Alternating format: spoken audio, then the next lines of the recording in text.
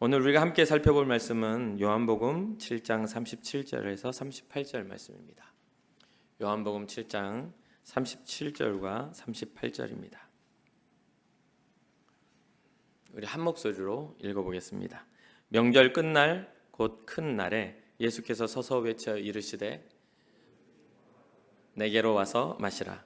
나를 믿는 자는 성경의 이름과 같이 그 배에서 생수의 강이 흘러나오리라 하시니. 아멘. 아멘. 함께 고백합시다. 주님, 제가 여기 있습니다. 옆 사람 한번 축복합시다. 주님, 제 옆 사람도 여기 있습니다. 축복해 주세요. 아멘. 우리의 고백입니다. 우리는 예수님의 사람입니다. 우리는 예수님 안에서 살아갑니다. 우리의 삶에는 예수님의 흔적이 있습니다. 아멘. 아멘. 지난 여름 수련회가 정말 은혜 가운데 많은 청년들의 참여를 통해서 풍성하게 진행이 됐습니다. 하나님이 우리를 만드신 이유와 또 우리 안에 신앙의 정체성들을, 또 우리의 삶에 우리가 가지고 있는 삶의 그 가치들을 다시 한번 확인하는 그런 시간이었습니다. 정말 많이 뜨겁게 기도하고 찬양하고 또 무한 반복되는 게임을 통해서 미친 듯이 또 그 게임 안에서 서로 교제를 했던 것 기억하실 겁니다. 우리의 삶에 있어서 이러한 기억들은, 정말 좋은 이러한 믿음의 추억들은 우리로 하여금 더욱더 신앙의 발걸음을 옮기는데 여러분들의 그 발걸음을 든든하게 지탱하는 힘이 될 것입니다. 앞으로의 계속 청년부 사역 가운데 수련회나 또 여러 가지 세미나나 여러 가지 일들이 진행될 때 여러분 함께 참여하셔서 그 안에서 서로가 어색했던 그런 관계들이 더욱더 돈독해지고 또 서로를 위해서 기도하는 그런 좋은 믿음의 동역이 일어나기를 축복합니다. 너무나 이 수련회를 위해서 준비한 우리 임원들과 또 리더들 축복하고, 여러분들의 헌신과 하나님을 향한 사랑이 하늘에서 정말 아름답게 또 빛나리라 생각을 합니다. 오늘은 예수님의 말씀의 배경입니다. 예수님께서 초막절이라는 이 절기 가운데 예수님의 말씀이 선포되어진 상황인데, 이 초막절은 이스라엘의 3대 절기 중 하나입니다. 이 초막절은 이제 장막절이라고 하는데, 이스라엘 백성이 이집트를 탈출한 후에 광야 생활을 하면서 하나님의 뜻에 따라서 이동도 하고 또 그 자리에 멈추기도 하죠. 불기둥으로, 구름 기둥으로 이렇게 하나님께서 이동하라 하실 때는 빨리 이동을 하고 또 멈춰 서라 하실 때는 거기에 또 빠르게 장막을 쳐서 거주지를 만들었어요. 40년 동안 광야 생활을 하면서 이 장막을 쳤던 것들을 기억하라. 이것은 단순하게 그 장막을 친 것을 기억하라는 그 의미보다 그때마다 하나님이 너희들을 인도하셨고 지키셨던 그때, 이스라엘 백성의 광야 생활, 그 힘든 생활 속에서도 하나님이 지키셨던 그때를 기억하라. 하나님의 보호하심을 기념하여 지키라라고 하는 그런 초막절입니다. 유대의 종교력으로는 유대인들이 사용하는 그 종교력으로는 7월 달에 진행이 되고, 우리가 지금 하고 있는 태양력으로는 9월에서 10월 달에 이게 지켜지는 절기입니다. 그래서 이게 또 이것과 함께 지켜지는 것이 9월에서 10월 하면 우리가 하는 게 있죠. 뭐죠? 수학하고 추수감사절을 지키잖아요. 이것이 같이 유대인들도 추수의 마지막 날 그것을 같이 하면서 감사의 성격을 가지고 이렇게 지켜지는 시간입니다. 그래서 추수감사절의 성격을 가지고 있다고 해서 수장절이라는 그런 명칭으로 불려지기도 합니다. 이 초막절은 7일 동안 초막을 짓고 그곳에서 생활을 해요. 근데 단단하고 이렇게 완벽하게 짓느냐? 그렇지 않아요. 얼기설기 이렇게 간단하게 지어서 7일 동안 그 안에서 이렇게 생활을 하게 되거든요. 그러면 누워 있으면 하늘에 별이 보이고, 이것도 얼기설기 이렇게 돼 있기 때문에 그냥 정말 이스라엘 백성이 광야 생활 속에서 지었던 그런 것과 동일한 것으로 지켜요. 그래서 초막에서 생활하는 동안에는 매일 화제를 드리고 또 7일째 절기를 끝내는 대성회를 하게 됩니다. 1년 동안 수고하여 거둔 곡식과 과일들을 하나님 앞에 드리고 또 함께 나누며 즐기는 그런 시간이기도 하죠. 그래서 굉장히 축제와 같은 그런 시간이기도 합니다. 이때 이제 오늘 본문에는 마지막 이제 초막절 명절 끝날이죠. 그러니까 이 대성회가 일어나는 그때예요. 많은 인파가 이제 몰려들어서 마지막 의식을 이제 치르게 되는데, 이날에는 이제 유대인들이 함께 모여가지고 호산나를 외치면서 제단주의를 7번을 돌고 제사장은 실로암 연못으로 가서 물을 떠다가 물을 동쪽과 서쪽에 이렇게 뿌리는 그런 행사를 합니다. 그때 모인 무리들은 이러한 말을 외쳐요. 기쁨으로 구원의 물을 우리에게 주소서. 기쁨으로 구원의 물을 우리에게 주소서. 이게 이제 이사야서 12장 3절을 배경으로 하는데, 그러므로 너희가 기쁨으로 구원의 우물들에서 물을 기르리로다 라는 이것을 배경으로 해서 이러한 외치는, 백성들이 함께 외치는 그런 시간입니다. 이들의 모습은 진짜 축제였고 또 하나님의 구원하심에 대한 기쁨의 모습을 가지고 그 절기를 지켜지게 돼요. 그런데 예수님께서 그런 절기를 지키는 이스라엘 백성들, 유대인들에게 마지막 날 서서 외치는 거죠. 뭐라고요? 뭐라고 외치고 있어요? 누구든지 목마르거든 내게로 와서 마시라 라고 하는 거죠. 지금 현재 하나님이 지키라는 절기를 치르며 또한 그러한 외침을 외치고 있는 사람들에게 예수님께서 이런 이야기를 하는 것이죠. 왜 이런 이야기가 필요했을까요? 왜 이러한 예수님 외침이 필요했을까요? 이들은 지금 현재 하나님의 어떤 그런 구원하심과 보호하심에 대한 절기를 지켜왔지만 시간이 지나가고 그들의 세대가 바뀌면서 그 원론적인 의미를 잃어버렸어요. 하나님을 향한 신앙을 잃어버린 상황이에요. 그러니까 이들에게는 지금 참된 진리가 없이 모양만 남아있는, 스스로 사람들이 기뻐하고 추수감사절을 통해서 정말 이 다음 그런 우리가 또 추수를 하기까지 하늘에서 비가 내려주기를 위한 그런 어떤 의식적인 그런 모습들로 하나님을 하나의 삶의 필요 도구로서 이렇게 축제를 즐기고 있는 모습을 보게 되죠. 그래서 이 절기를 지킨다는 것은 하나님의 은혜를 기억하고 그 중심이 하나님이 되어야 하는데, 이 이스라엘 백성들은 더 이상 중심이 하나님이 아닌 자신들의 절기의 전통과 형식의 중심이 되어버렸기에 이들에게는 뭐가 없어요? 하나님의 말씀, 진리가 사라져버리는 상황인 것이죠. 하나님의 구원을 외치지만 진리가 없기 때문에 아무런 의미를 두지 못하는 그런 상황입니다.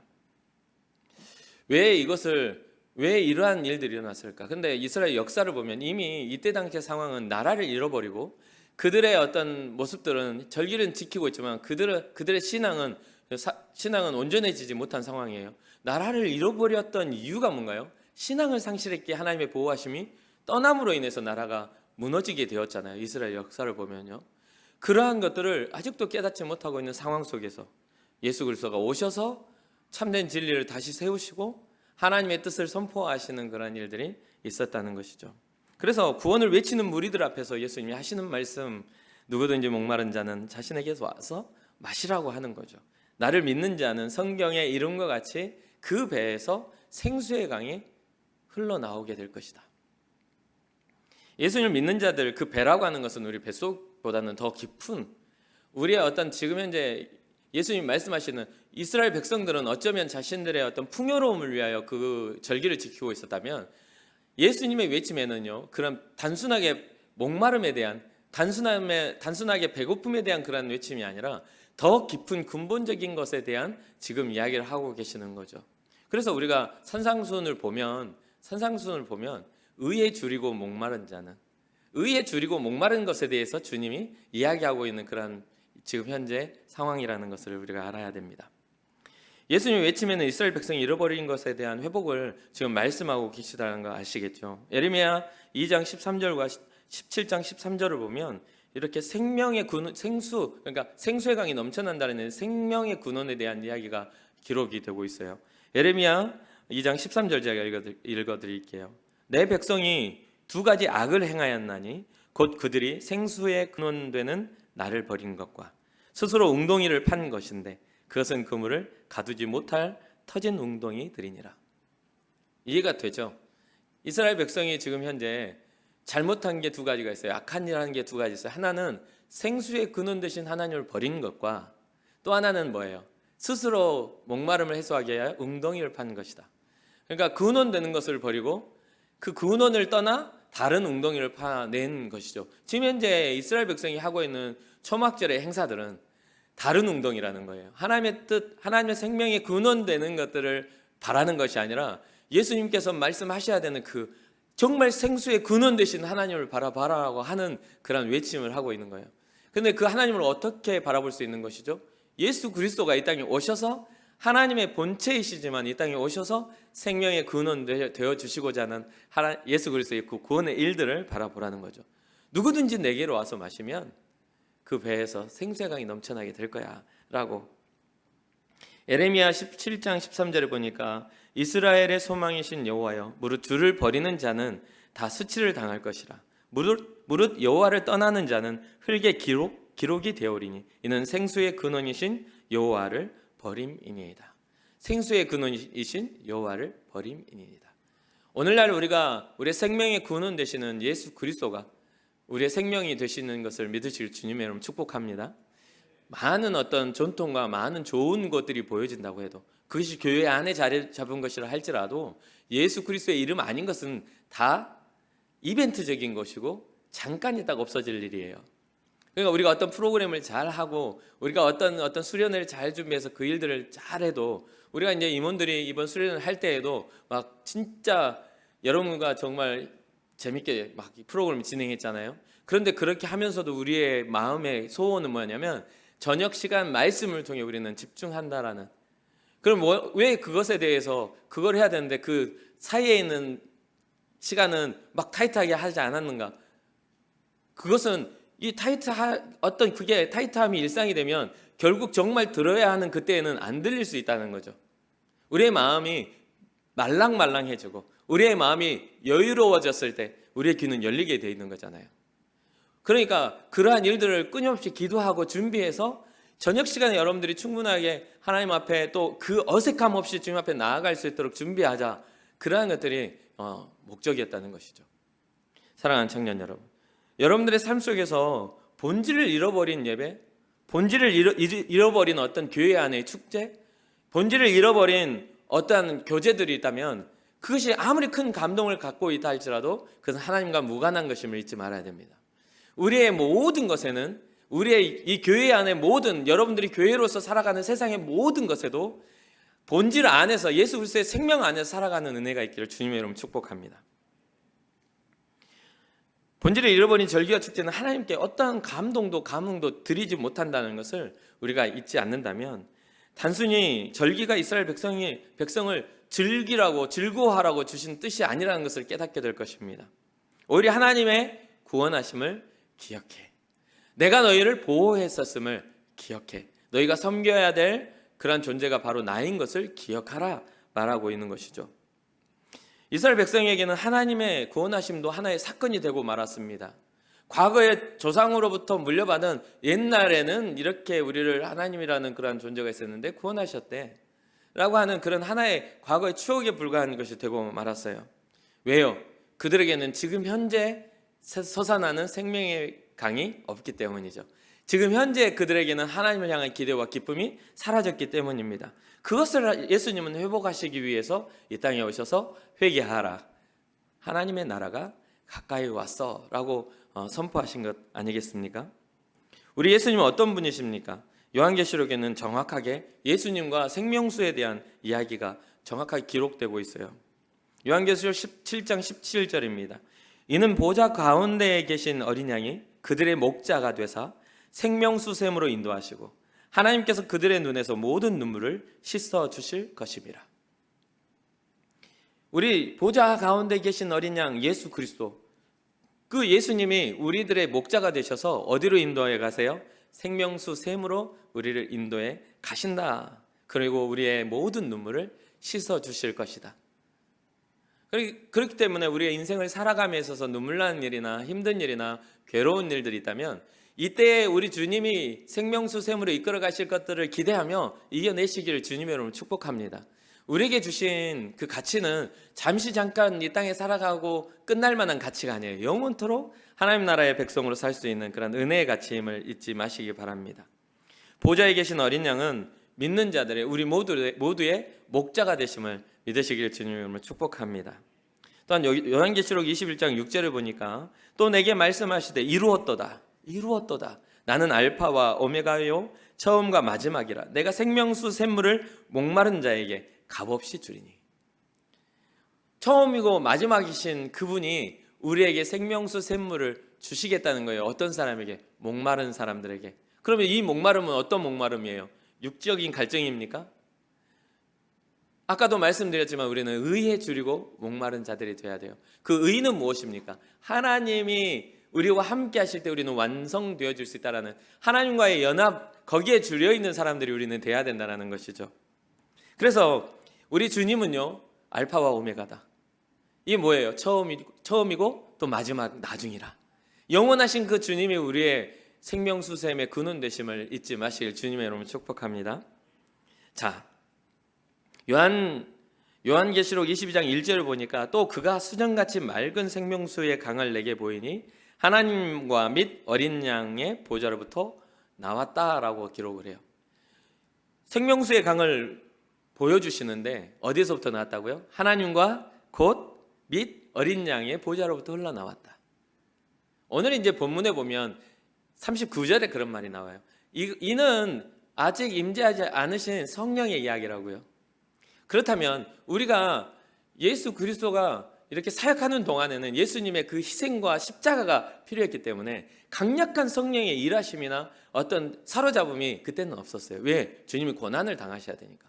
주님이 온전히 하나님의 뜻을 이루어야 되기 때문에 성령의 강경하신 일들이 일어나지 않았어요. 그래서 주님이 올라가신 후 선물로 무엇을 주시겠다고? 성령을 너에게 선물로 주시겠다 했던 그런 일들이에요. 그래서 요한이 이 글을 쓰는 사람들이 오해하지 않도록 39절에 그런 이야기를 써놨어요. 아직 성령이 임하지 않은 상태였다라고.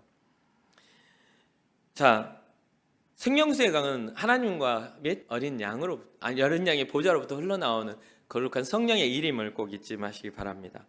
끝으로 이제 요한계시록 22장 17절을 보면 성령과 신부가 말씀하시기를 오라 하시는도다. 듣는 자도 오라 할 것이요 목마른 자도 올 것이요 또 원하는 자는 값없이 생명수를 받으라 하시더라. 값없이 생명수를 받으라 하시더라. 이 생명수는 어디로부터? 성령과 신부가 말씀하시기를 하면서 생명수는 어디로부터 흘러나와요? 성령의 역사를 따라 우리에게 흘러 들어오는 것임을 잊지 마시길 바랍니다. 여러분들의 삶에 있어서 아직 보이지 않는 세계에 대한 그런 것들을 다 알 수 없잖아요. 보이지 않는 세계에 대해서 의심하는 사람도 분명히 있을 겁니다. 그러나 우리는 보이지 않은 곳에서도 확신을 갖고 믿음을 가지고 살아가는 경향이 우리 안에 너무 많아요.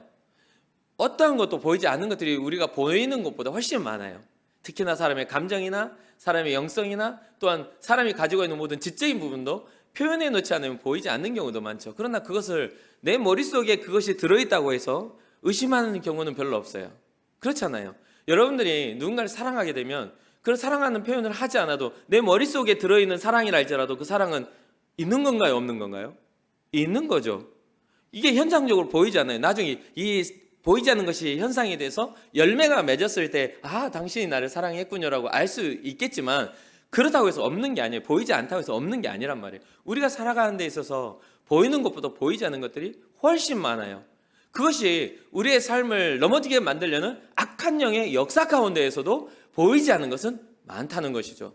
때로는 우리 눈에 성공의 길로 보이지만 알고 보았더니 더 깊이 묵상하고 하나님의 말씀을 적용해 보았더니 그것은 멸망의 길이 되는 경우도 많다는 것이죠. 우리가 우리의 길을 계획한다 할지라도 오늘 기도하면서도 그런 이야기를 기도 가운데 했잖아요. 말씀을 인용했잖아요. 우리의 걸음을 인도하시는 이가 하나님이시라는 것을 우리는 잊지 말아야 될 것입니다.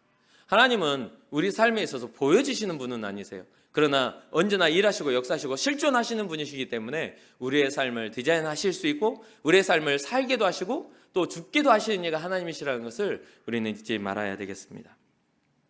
요한은 예수님의 말씀하신 생수의 강이 성령을 가리키는 것이라고 분명히 밝히고 있다고 제가 말씀드렸죠.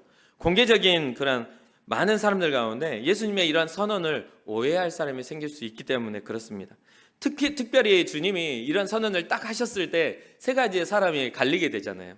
여기 보면 쭉 읽어보다 보면요, 사람의 그런 어떤 그 이야기를 듣고 세 부류의 사람들이 갈리게 돼요. 어떤 사람은 이 사람은 참 선지자라고 말을 해요. 또 어떤 사람은 이 사람은 그리스도다, 즉 구원자라고도 이야기를 합니다. 그러면서 또 어떤 사람은 어떻게 그리스도가 갈릴리에서 나오겠느냐는 질문과 함께 성경에는 그리스도는 다윗의 시로 다윗이 살던 어디에서 베들레헴에서 나으리라 하지 않았냐라고 이렇게 논쟁이 벌어져요. 그런데 우리가 알다시피 우리 예수님은 어디에서 태어나셨죠? 베들레헴 한 작은 곳에 마구간에서 태어나셨잖아요. 말구에서 태어나셨잖아요. 그러한 것들이 이렇게 모르는 사람들 입장에서는 이러한 모든 것들이 의심이 되고 갈리는 일이 됐어요. 우리는 우리가 아는 지식 안에서 우리를 주님을 평가하고 만나려고 하면 큰일 납니다.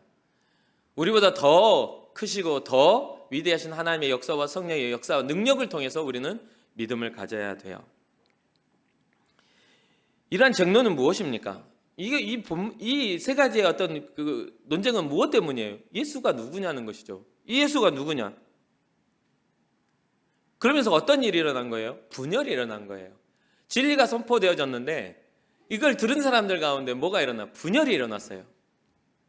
유대인들은 자신들의 경험과 지식을 동원해서 자신들의 주장을 펼쳐가고 있습니다. 선지자다, 구원자다. 아니, 구원자 일리가 없다. 갈릴리 사람이 어떻게 구원자야? 라고 그러면서 예수님을 지칭할 때 우리가 뭐라고 해요? 나사렛 예수라고 이야기하잖아요. 여기도 베들레헴이 아니에요. 그 주님이 자라나고 그 배경으로 삼는 그곳의 지명을 들어서 나사렛 예수라고 이야기해요. 왜냐하면 이때 당시에 이름이 비슷한 사람들이 많았기 때문에 지명과 함께 대표성을 가지는 것들을 지칭했기 때문이죠. 이는 나사렛 사람이 아니냐라는 그런 이야기를 통해서 부정당하고 있는 것이죠. 그런데 사랑하는 청년 여러분, 예수님을 믿는 것은 사람의 생각으로 이루어지는 일은 아닌 것 같습니다. 누구든지 이러한 상황에 대해서 오해를 불러올 수 있죠. 요한복음 4장에 나오는 우물가 여인을 혹시 기억하십니까? 사마리아 지역을 이때 당시 유대인들은 통과하지 않았어요. 서로가 원수처럼 살았기 때문에. 근데 예수님과 제자들이 사마리아 지역을 통과해서 지나가시면서 우물가에 있는 여인을 만나게 되죠. 그러면서 예수님께서 그 정말 뜨거운 12시에 그 우물을 길르러 온 여인에게 내게 물을 좀 달라고 하시잖아요. 그러니까 이 여인이 궁금해합니다. 당신은 유대인으로서 우리와 상종하지 않는데, 사마리아인들과 상종하지 않고 우리를 경멸하는 그런 사람인데 어찌하여 유대인으로서 사마리아인 여인에게, 특히나 남녀가 그때 당시엔 굉장히 타이트하게 서로 구분되어 있는 상황이기 때문에 여인이 나에게 물을 달라 하십니까? 이야기하잖아요. 그때 예수님이 도리어 여인에게 말씀하시죠. 요한복음 4장 10절과 14절이에요. 네가 만일 하나님의 선물과 또 내게 물 좀 달라 하는 이가 누구인 줄 알았더라면 내가 오히려 그에게 구하였을 것이요 그가 생수를 내게 주었으리라. 그러니까 이 여인은 뭐라고 했겠어요? 물 들어 안 오면 얼마나 좋겠어요. 그런 물이 있다면 내게도 좀 주십시오 라고 하면서 그런 이야기들이 진행이 되죠. 그러면 14절에 이러한 말씀을 주님이 하시죠. 어떠한 말이냐면 내가 주는 물을 마시는 자는 영원히 목마르지 아니하리니 내가 주는 물은 구석에서 영생하도록 솟아나는 샘물이 되리라. 예수님께서 주시는 물은 영생하도록 솟아나는 샘물이 될 것이다. 이 두 말씀의 맥락은 바로 외적인 것이 아닌 성도들의 속에서 진정으로 솟아나는 생명을 말씀하고 있는 것을 우리가 깨달아야 합니다. 이거는 우리의 삶의 신앙의 출발점이 달라지게 하는 그러한 말씀이기도 하죠. 이스라엘 사람들은 하나님의 처소가 예루살렘으로 알고 있었어요. 그런데 그렇기 때문에 그곳으로부터 신앙을 시작하고 지켰습니다. 근데 예수님은 그 예루살렘의 중심에 신앙이 어디로 오게 만들었어요? 우리의 중심, 성도의 중심으로 그 신앙의 출발점이 달라지게 만들었다는 거죠.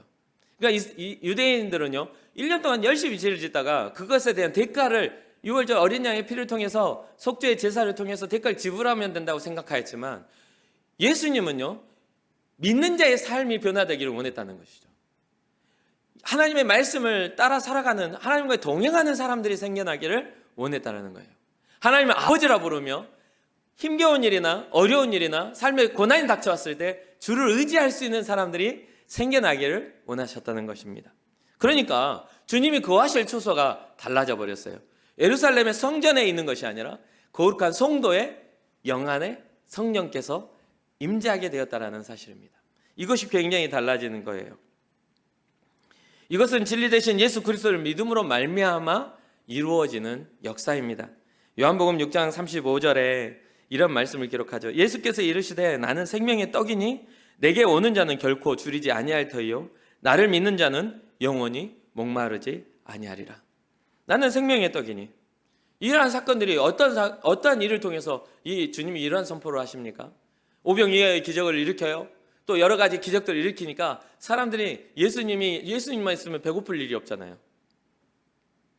보리떡 5개 물고기 2마리로 5천 명이 먹고 12광주리가 남는데, 이분이 우리의 왕이 되면 우리는 먹는 걱정할 필요 없고 병들어 죽을 걱정도 할 필요 없고 얼마나 좋아요. 그래서 예수님 왕으로 삼으려고 해요. 그런 상황에서 더 이상 예수님이 먹을 걸 주는 게 아니라 갑자기 자기가 생명의 떡이니 나를 먹어라 하시는 거죠. 나를 마시면 영원히 목마르지 않는다는 말하는 거죠. 방금 얼마 전까지만 해도 괜찮으셨는데 갑자기 이 양반이 왜 이러시지? 이런 생각의 변화가 일어나지 않았겠습니까? 방금 전 우리의 배고픔을 돌봐주신 분이 이제는 우리의 배고픔보다는 엉뚱한 이야기, 이해되지 않는 이야기를 하고 있다는 거예요. 우리의 삶의 방향과 목적이 그렇게 돼서는 안 됩니다. 주님, 예수 안에 살아가는 삶의 목적이 여러분들 잘 먹고 잘 살고 부자 되고 뭔가 형통하는 일에 여러분들의 마음이 꽂혀 있어서는 안 돼요. 그것은 부수적인 거예요. 여러분들 성실함이 좋은 계획와 또 하나님의 디자인 속에서 잘 될 수도 있죠. 하지만 그러한 성실함과 상관없이 시대적인 어려움과 괴로움을 통해 우리가 모든 걸 망해버릴 수도 있는 거예요. 모든 걸 망해버릴 수도 있는 거예요. 얼마 전에 제가 말씀드렸나요? 세계에서 파산할 수 있는 나라, 국가 파산의 나라를 그렇게 조사를 했더니 우리나라가 47인가 48위가 되어 있다고요. 하나님이 지켜주시지 않으면 우리나라는 아무것도 자원이 풍성한 나라도 아니에요.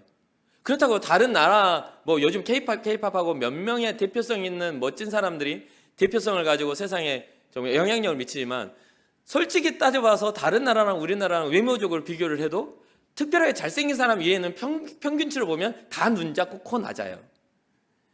머리 크기를 재면 어쩌면 우리나라가 세계에서 제일 대두 민족일 수도 있어. 어떤 교수님 그런 이야기를 하더라고요. 제가 학교 배울 때 머리 크기를 쟀더니 우리나라가 세계에서 제일 큰 민족에 속한다고요.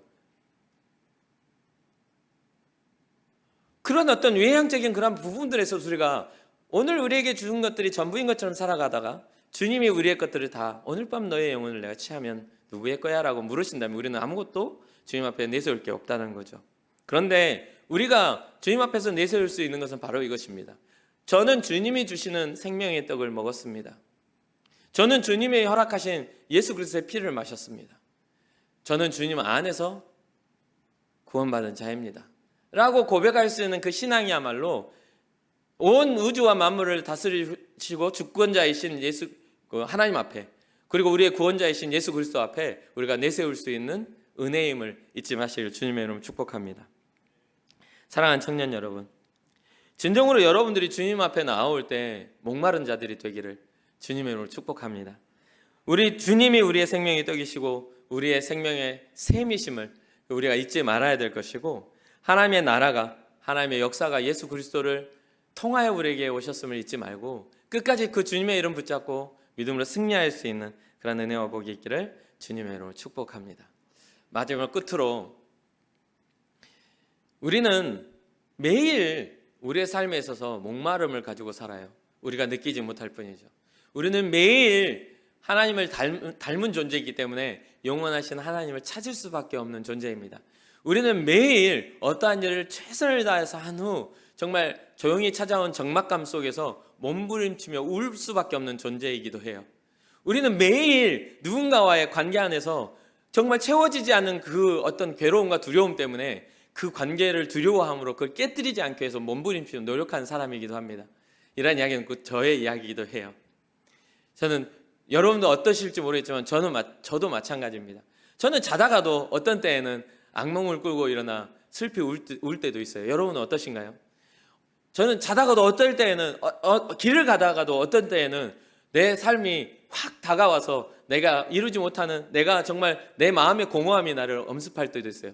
세상에서는 그러한 것들을 공황장애네, 또 우울증이네 이렇게 표현할지 모르지만 저는 다르게 생각합니다. 그럴 때 내게 주님이 필요하다고요. 나의 목마름과 나의 이 정말 갈증이 예수 그리스도로 인하여 채워질 수밖에 없는 것임을 내가 고백합니다라고 고백합니다. 하나님 앞에 고백합니다. 그래서 때로는 설교 준비를 하거나, 자주 제가 여러분들 말씀드렸지만 설교 준비를 하거나, 때로는 운전을 하거나, 때로는 제 아내랑 이야기를 하다가도 지난주 토요일 이 앞에 이제 식당에 같이 가서 이야기를 하다가 지난주에 이제 제가 이 설교를 준비하고 이제 오늘 하게 된 거잖아요. 근데 이 설교를 준비하면서 받은 어떤 감동이 있어서 밥을 먹으려고 이제 식당에 들어가서 같이 밥이 나오기 전에 이야기를 하다가 둘이 앉아서 울었어요. 둘이 앉아서 아내가 눈물 닦으라고 나도 아내에게 눈물 닦으라면서 서로 앉아서 울었어요. 너무나 우리에게 주신 그 은혜와 사랑이 너무 감사해서 내 안에 생명수의 강이 흘러날 수 있도록 그것을 이루기 위하여 우리 주님이 십자가를 지셨다는 것이 너무 감동스러워서 우리는 끝까지 주님을 사랑하는 삶을 살기를 원합니다. 어떠한 내가 힘겹고 내가 우울해가지고 흘리는 눈물이 아니라 우리 아들 군대 가가지고 퇴소식 하는데 어떤 집사님 와가지고 자기 아들 퇴소식 할 때 진짜 많이 울었다길래 제가 콧방귀 끼면서 그랬어요. 그거 뭐 다 가는 건데 뭐 그거 가지고 우냐고 했는데 우리 아들이 딱 들어와가지고 섰는데 눈물이 엄청 많이 나더라고요. 눈물을 막 다른 사람들은 우리 아들하고 하고 있는데 나 혼자 막 아내랑 저만 막 울고 있었어요. 뭐 불쌍해서 운 게 아니었어요.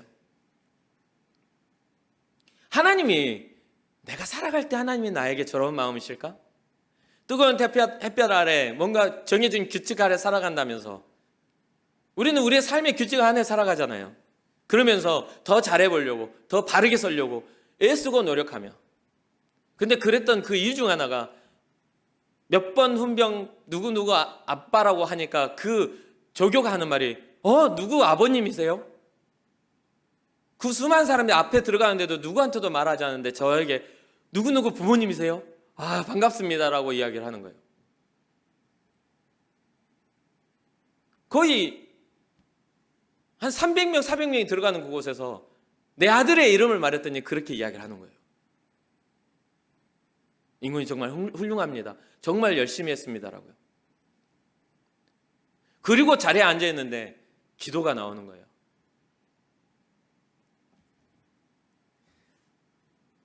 하나님의 자녀 박대성이라는 이름을 불렀을 때 누군가가 하나님께 박대성이 아버님이세요? 정말 훌륭했습니다. 주님 앞에 그런 아들이 되고 싶었어요. 그리고 그런 내 아들이 되기를 기도했습니다. 여러분은 어떻습니까? 주님이 세상이 누구의 이름을 불렀을 때 나는 하나님의 예수 그리스도의 사람이라는 그 칭찬과 그 선한 일들이 내 안에 일어난다면 우리 주님 얼마나 감격하실까 라는 그런 소원이 좀 있었습니다. 사랑하는 청년 여러분, 우리 예수님 우리의 생명의 떡이시고 우리의 생명의 근원 되세요.